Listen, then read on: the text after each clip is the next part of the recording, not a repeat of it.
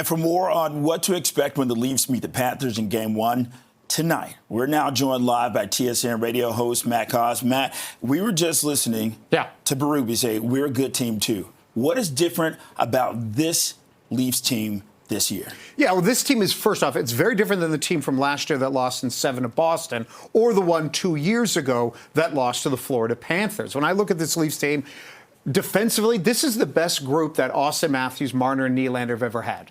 You know, when you have Tanev and you bring in Brendan Carlo and Oliver Ekman-Larsson, former Panther, on the third pairing, they've never had a defense this good or this trustworthy. Then it's in net and Anthony Stolarz, and it's nothing against Joseph Wall or some of the other goalies in the past, but there's a higher level of trust, and we saw it. Stolarz was excellent in that first-round series against Ottawa, so I would say those are the main things: defense and better goaltending, and also all the guys are older. They're more mature. They have the scars. Trust me. Marner's 28. I remember when he was like 21. So there is a big difference between this team and the ones past. Okay, so Matt, we got to talk about this. Health as well. Is the team healthy enough to bring home the Stanley Cup? Yes, absolutely. Toronto is 100% healthy. There are no issues at all. I remember John Tavares was a little bit banged up earlier in the Ottawa series, but he's healthy. I mean, really, the biggest health issue would be on the Florida Panthers. Matthew Tkachuk, even though they've had plenty of time off, Matthew Tkachuk did not play a lot in Game 5 against Tampa. He's the one guy that you could wonder about, is he 100%? But overall, both these teams are as healthy as any hockey team's going to be at this point of the year. Okay, good team. Healthy team. Yeah. We got to talk about this. The leadership. Yeah. New captain. Mm-hmm. Is it there? It's the most fascinating question of all. This is Austin Matthews. And listen, hockey is different than basketball, where one guy can't control as much the outcome of a game, and you can do it more in basketball than you can in hockey. But for Austin Matthews, he needs to be the best player. He's been the best goal scorer over the last half decade.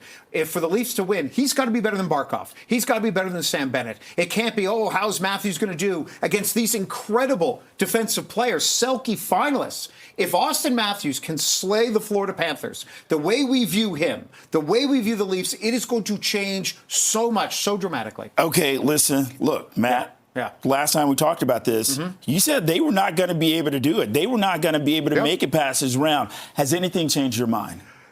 Listen, Toronto deserved to beat Ottawa. They were the better team. Toronto, I think, will do a better job against Florida than last time. Remember, 3 of those games went into overtime, but I still have to give respect to the Florida Panthers. They're the defending champs. They're fairly healthy. They beat Toronto 3 out of 4. The Florida Panthers are the perfectly designed playoff team in terms of the goaltending, in terms of depth, in terms of toughness. No one forechecks better than the Panthers. So, Toronto, if Toronto beats Florida, they'll be the favorite to win the Stanley Cup. Okay, That's how good Florida is.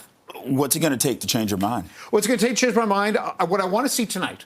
Can Toronto control the puck in Florida's zone? Can Toronto keep the pressure on Bobrovsky? It's not necessarily about scoring, but it can't be they get the puck into Florida's zone and then 18 seconds later it gets knocked out. What we need to see is that Toronto's got the puck on their stick, where Toronto is winning the individual puck battles more than Florida. Okay, Matt, we got to give a nod to the fans here. Yeah. We're at home. We got to talk about that advantage and, the energy that the crowd's going to bring to the team. They can feed off that. Oh, yeah.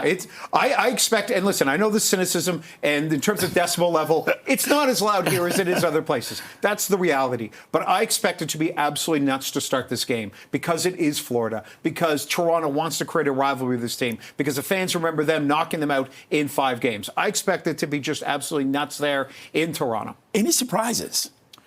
The biggest surprise would be, let's see what Max Domi does. Let's see the third line. It's been up and down. It's been more down than up. But Max Domi did score the goal in Game 1 in overtime to beat Ottawa. He had a couple nice moments here or there. In terms of surprises, it's a Max Domi. Bobby McMahon, maybe he finally wakes up. Or Max Pacioretty, the old veteran who was great in Game 6 against Ottawa. If he can continue that, because here's a guy who's never won a cup. Here's a guy whose career is coming to an end. That's another name to keep an eye on. But, Matt, are you excited about this series? Yeah, I'm both excited and I'm filled with dread. Like, I'm gonna look into the camera. This is gonna be me when I'm watching the game. I'm just gonna be just staring, and I'm gonna have my arms up, and I'm gonna be on my own, and I'm gonna be pacing back and forth. Okay. I'm excited because if the Leafs win, the narrative of this entire team changes. There is so much at stake against a team as good as the Florida Panthers. Final words. Yeah.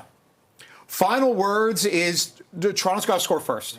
Score first. Florida is the favorite. They're the favorite in the series. Make the Panthers chase. That's how underdogs win series like this. Get it to an early lead game one. Make Florida, put the doubt in mind in the Florida Panthers. Okay, TSN Radio's Matt Cauz. Hey, listen, it's great having you in studio. In person. Not when I'm staring at a phone and I've got an old Samsung and I'm praying that it works. Wait. This is so much better in studio. A what? A Samsung. I got rid of my BlackBerry a year ago. I'm advanced and I'm moving up in the world. All right.